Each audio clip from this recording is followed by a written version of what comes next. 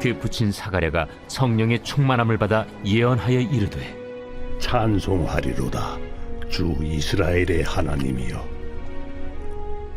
그 백성을 돌보사 속량하시며 우리를 위하여 구원의 뿔을 그 종 다윗의 집에 일으키셨으니 이것은 주께서 예로부터 거룩한 선지자의 입으로 말씀하신 바와 같이 우리 원수에게서와 우리를 미워하는 모든 자의 손에서 구원하시는 일이라. 우리 조상을 긍휼히 여기시며 그 거룩한 언약을 기억하셨으니 곧 우리 조상 아브라함에게 하신 맹세라. 우리가 원수의 손에서 건지심을 받고 종신토록 주의 앞에서 성결과 의로 두려움이 없이 섬기게 하리라 하셨도다.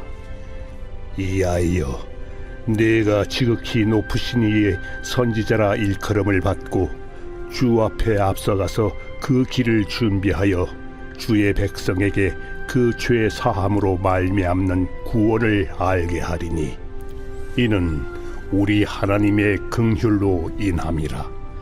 이로써 돋는 해가 위로부터 우리에게 임하여 어둠과 죽음의 그늘에 앉은 자에게 비치고 우리 발을 평강의 길로 인도하시리로다.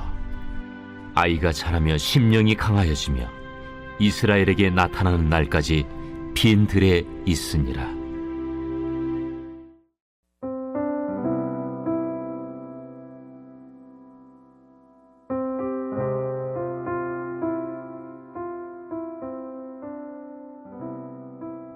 오늘 본문은 누가복음 1장 67절에서 80절로 사가랴의 구원의 찬송시가 기록되어 있습니다. 이 찬송시를 통해서요, 우리는 구원이 무엇인지를 묵상해 볼 수가 있습니다. 먼저 구원은 하나님께서 당신의 백성들을 돌보고 속량하신 사건입니다. 68절이에요. 찬송하리로다 주 이스라엘의 하나님이여 그 백성을 돌보사 속량하시며. 여기서 돌보다는 히브리어로 파카드라는 단어의 헬라어 번역인데요. 그 뜻이 찾아오시다, 방문하시다 라는 의미를 갖고 있는 단어입니다. 구원은 하나님이 먼저 찾아오신 사건이라는 겁니다. 방문하신 사건이라는 거예요. 어린 시절에 교회에서 신방을 온다, 목사님 오신다 하면 거의 집안이 축제를 준비하는 분위기였습니다. 그날은 대청소의 날이었고 잔치하는 날이었어요. 집안은 눈이 부시게 정돈이 되었고 식탁에는 전에 구경해보질 못한 진귀한 음식들, 간식들이 예쁜 접시마다 차려졌지요. 물론 전 모두가 돌아가고 난 다음에 남아있는 음식들을 먹을 수가 있었는데요. 목사님이 방문하는 것만으로도 집이 그렇게 깨끗하고 새로워지는데요. 구원은 하나님이 친히 우리를 먼저 방문하신, 찾아오신 사건이라는 겁니다. 그러니요, 구원이 임한 자는 청소가 시작된 자이죠. 방문하실 하나님이 불쾌해하는 것은 하나씩 정돈되고 정결한 것으로, 거룩한 것으로 깨끗하게 새단장하고 새로워지는 은혜를 입은 것과 같습니다. 사람이 방문해도 달라지는데요. 하나님의 방문은 전인격의 변화가 시작되었다라는 것을 의미합니다. 보라 새 것이 되었도다 의 은혜가 시작된 것입니다. 여러분, 날마다 새로워지고 계시지요? 또한 계속해서 68절에 구원은 속량하신 사건이라고 하죠. 여기서 속량하다는 포로나 노예를 그들의 몸값을 주고 사서 자유롭게 해준 것과 같은 의미로 사용되었습니다. 도저히 헤어나올 수 없었던 사망과 저주 아래 놓여 있었던 나를 대신해 값을 지불하시고 건져내셨다라는 것입니다. 여러분, 우리는 이 값없이 받은 은혜라는 말을 얼마나 좋아하는지 모릅니다. 값도 없이 받아 노래를 부르죠. 그래서 공짜로 받은 속량, 공짜로 받은 은혜, 이것 그저 주신 자유만을 누리고 우리가 마음대로 살아간다면요, 글쎄요, 정말 속량의 개념을 아는 자인가 생각을 하게 됩니다. 어떤 학생과 이 속량에 관한 이야기를 나누게 되었는데요. 그 친구가 이런 말을 하더라고요. 와, 목사님, 그런데 값을 받지 않으셨다는 건 무거워요. 아니, 왜? 제 전체가 메이는 거니까요. 네, 이런 말을 하더라고요. 여러분 어떠신가요? 바울도 이와 같은 고백을 했어요. 너희는 너희 자신의 것이 아니라 값으로 산 것이 되었으니 그런즉 너희의 몸으로 하나님께 영광을 돌리라. 하나님께서 아들의 피값으로 여러분들을 사셨다는 겁니다. 말할 수 없는 은혜를 깨달은 자는 스스로 전체가 매어진 삶을 살아가게 된다라는 것이죠. 그래서 바울은 속량의 은혜를 깨닫는 순간 스스로를 그리스도의 종으로 여기며 살아갔던 것이지요. 여러분, 기쁨으로 종된 삶을 살아가고 계시지요? 또한 구원은요, 우리의 원수 대적의 손에서 건짐을 받는 것이라고 말합니다. 71절이에요. 우리의 원수에게서와 우리를 미워하는 자의 손에서 구원하시는 일이라. 74절에서도 이야기합니다. 우리가 원수의 손에서 건지심을 받고. 여러분, 우리의 원수가 누군가요? 여기서 사용된 원수라는 단어는 헬라어 엑스런인데요. 개인적인 적대 관계에 있는 사람들뿐 아니라 집단의 적, 영적인 대적을 포괄하고 있는 단어입니다.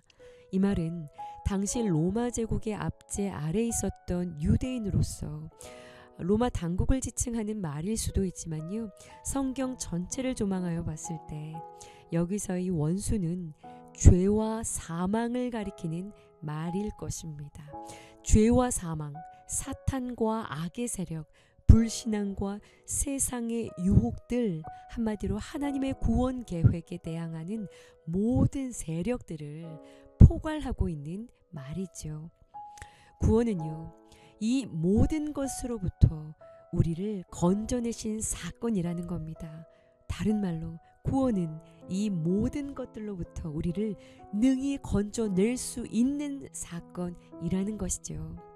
그러므로 이제 그리스도 예수 안에 있는 자에게는 결코 정죄함이 없나니 이는 그리스도 예수 안에 있는 생명의 성령의 법이 죄와 사망의 법에서 우리를 해방한 줄 믿습니다.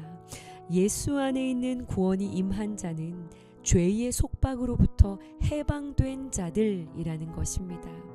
어떠한 영적인 세력도 구원받은 자, 이들을 향한 하나님의 사랑을 끊을 수가 없는 것이죠. 하나님께로부터 나시니가 그를 지키심에 악한 자가 그를 만지지도 못하는 것입니다. 여러분은 어떠신가요?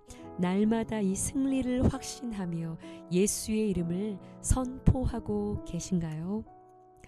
끝으로 구원은 75절에 종신토록 주의 앞에서 성결과 의로 두려움 없이 하나님을 섬기도록 하기 위한 하나님의 선물이라는 것입니다.